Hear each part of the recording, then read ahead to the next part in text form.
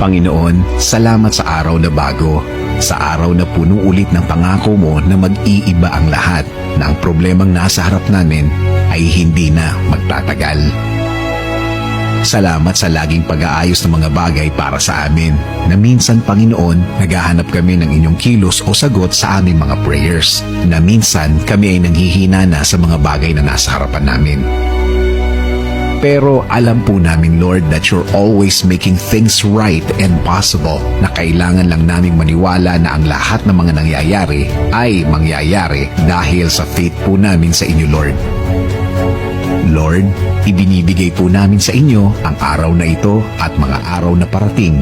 Ang lahat ng aming mga worries na laging nasa isip namin ay isinusuko po namin sa inyo. Mga bagay na nagpapakaba, mga bagay na nagbibigay ng takot, mga bagay na sa tingin namin ay lumalala, amin pong isinusuko sa inyo.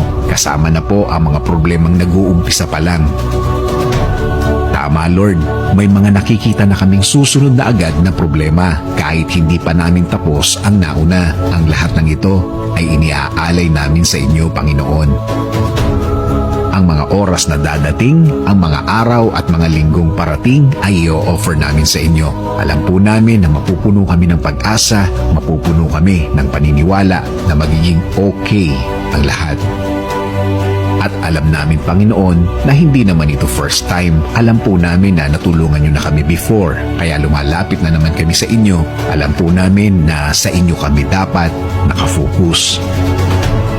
At alam po namin na hindi kami mabibigo dahil makikita na naman namin ang kabutihan mo at lahat ay biglang-biglang magbabago. Ang lahat ay magiging mabuti, mas mabuti kesa sa dati.